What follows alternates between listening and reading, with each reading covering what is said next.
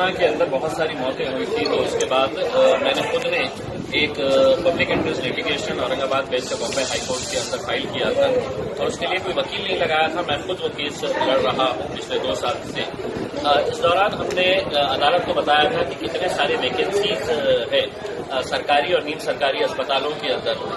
सरकार ने पिछले 1.5 साल के बाद जब अपना एफिडेविट दिया तो ये हैरानी हुई ये जानकर कि 10% भी पोस्ट भरे नहीं गए हैं अभी तक। कोर्ट ने इसकी बहुत ही गंभीर दखल लेते हुए सरकार को ये आदेश किया है कि जल्द से जल्द ये तमाम पोस्ट भरे जाए करके। दूसरा ये है कि घाटी हॉस्पिटल जो है वो गरीबों के लिए है। तकरीबन 14 जिलों से गरीब पेशेंट्स यहाँ पर आते हैं और वहाँ पर आज भी किसी भी वार्ड के अंदर डॉक्टर चिट्ठी लिखकर दे देता है कि हमारे पास दवाई नहीं है, बाहर की दवा मेडिकल स्टोर से लेकर आओ। घाटी अस्पताल के अतराफ में कम से कम 26 मेडिकल स्टोर्स पिछले 2 साल के अंदर शुरू किए गए हैं। ये क्यों शुरू किए गए हैं? क्योंकि उन्हें अंदर से बिजनेस मिल रहा है। गरीब पेशेंट परेशान है।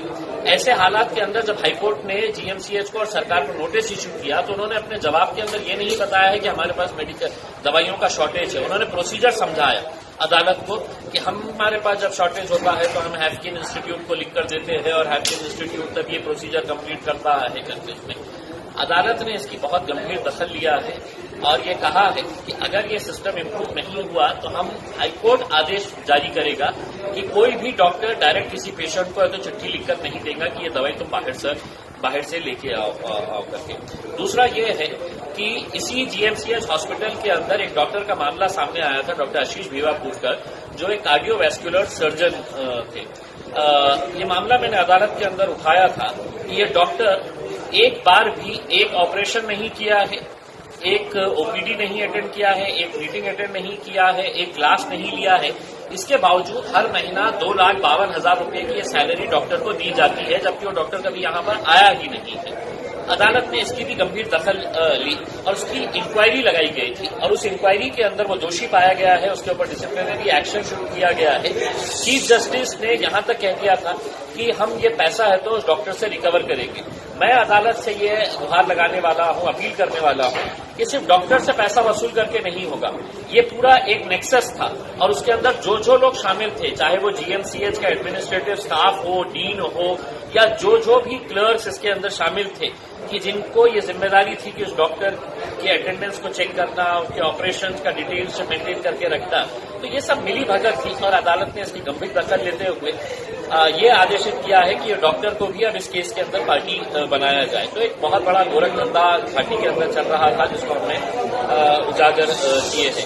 और दूसरे मुद्दे भी हमने अदालत के सामने रखे हैं, जैसे सफाई का मुद्दा है, वहां पर एम्बुलेंसेज जो खंडर होके पड़े हुए हैं, बिल्कुल खराब हालत के अंदर पड़े हुए हैं।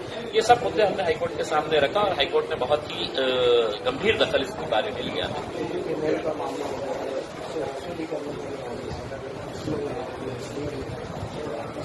देखिए, एक डॉक्टर अगर लगातार 2-2.5 साल तक हॉस्पिटल आता ही नहीं है और उसको पूरी ईमानदारी के साथ तो 2.5 लाख रुपये 2,52,000 रुपये हर महीना पगार दी जा रही है, तो वो अकेले डॉक्टर दोषी नहीं है। यहाँ का स्टाफ, यहाँ का डीन भी उतना ही दोषी था कि जिन्होंने ये तय किया होगा कि हम मिल बांट के खा लेंगे, आधी पगार तुम ले लो मुंबई में बैठ के, आधी पगार हम मिल के बांट के खा लेते हैं करके। तो ये जो गोरख धंधा चल रहा था ये हमने हाईकोर्ट के सामने लेकर आया और आपको हैरानी होगी कि उस वक्त हाईकोर्ट के अंदर डीन ने एक एफिडेविट दिया था और ये बताया था कि नहीं, ये जो भी डॉक्टर के बारे में कहा गया है ये गलत है और डॉक्टर ने ऑपरेशन भी किया, ओपीडी भी किया, लेकिन इंक्वायरी के अंदर वो सब गलत साबित हुआ है। तो हमारा ये कहना है कि सिर्फ डॉक्टर से पैसा वसूल करके नहीं चलेगा, ये पैसा उन लोगों से भी वसूल किया जाए जो यहाँ के प्रमुख थे, जो यहाँ के क्लरिकल स्टाफ था, एडमिनिस्ट्रेटिव स्टाफ था। देखिए, बहुत सारे डॉक्टर्स का ये कहना है कि साहब आप सिर्फ अकेले एक डॉक्टर की बात कर रहे हैं, बहुत सारे गवर्नमेंट हॉस्पिटल्स के अंदर इस तरह का गोरख धंधा चलता है और अगर इसके अंदर तहकीकात की जाए तो बहुत सारे मामले सामने आ सकते हैं। अब हमने एक मामला निकाला है, आगे भी देखेंगे अगर और कई हॉस्पिटल्स के अंदर निकलते हैं। सर, डिजिटल स्कूल की बात की जा रही है, लेकिन औरंगाबाद के ग्रामीण स्कूल, जिला परिषद के स्कूल हैं, वहाँ पर बच्चों को जाने के लिए रास्ता नहीं है। देखिए, मोदी साहब की आदत है लंबी लंबी फेंकने की। अब उनके एक मंत्री है कराड़ साहब, उनकी भी आदत हो गई है कि जो दिल में आया बोल दे। हम कन्नड़ के स्कूल के एग्जाम्पल देते हैं, गंगापुर और वैजापुर के स्कूल के एग्जाम्पल देते हैं, जहां पर छत बराबर नहीं है, छत में से पानी टपक रहा है, बैठने के लिए बच्चों को जगह नहीं है, टूटे फूटे बेंचेस है। और ये मंत्री जी हमारे कराड़ साहब कहते हैं कि मैं डिजिटल स्कूल बना रहा हूं करके। तो साहब, जहां पे बैठने की जगह नहीं है, जहां पर बच्चों को स्कूल को पहुंचने के लिए नदी में से पैदल गुजर के आना पड़ता है, ऐसे कितने सारे उदाहरण हम आपको दिखाएं। तो आप जरा एक मरतबा गांव में जाएं और देखें कि स्कूलों की हालत क्या है करके। या सिर्फ मंत्री बन गए हैं तो अपना कुछ भी बोल देने का और लोगों को सपने दिखाने का, जैसा मोदी जी दिखाते हैं, आप भी सपने दिखाइए। बिल्किस भाई हो चुकी है और वो लोग जश्न भी मनाया है, तो इस पर एमआईएम की भूमिका क्या है? देखिए, बात बहुत ही हमको ये अफसोसनाक लगती है कि जब लोग पूछते हैं कि एमआईएम की भूमिका क्या है। ये इंसानियत का मुद्दा है और इंसानियत के अंदर जात, धर्म और मजहब नहीं देखा जाता है। जब निर्भया का बलात्कार हुआ था तो पूरा देश सड़क के ऊपर आया था, हम भी सड़क के ऊपर आए थे। हमने ये कहकर नहीं आए थे कि एमआईएम उसके खिलाफ है, हम इंसानियत के लिए, हमें ऐसा लगा था कि हमारी बहन के साथ ये गलत हुआ है करके। आज जब बिल्किस बानो का हुआ है तो बार बार हमसे ये सवाल किया जा रहा है कि एमआईएम का क्या है। तो क्या महिलाएं जो है वो भाजपा में नहीं है?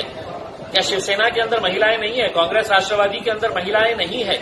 क्या वो इस बात का समर्थन करते हैं कि जिन्होंने इस तरह के भयानक हरकत को अंजाम दिया था वो आरोपी आज छूट जा रहे हैं और छूटने के बाद उनका जगह जगह के ऊपर जो जंगी स्वागत किया जा रहा है, इस्तकबाल किया जा रहा है, क्या वो हमारी तहजीब का हिस्सा है?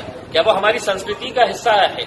क्या वो किसी धर्म के अंदर बैठता है कि हाँ, बलात्कारियों का इस तरह से सत्कार किया जाना चाहिए करके?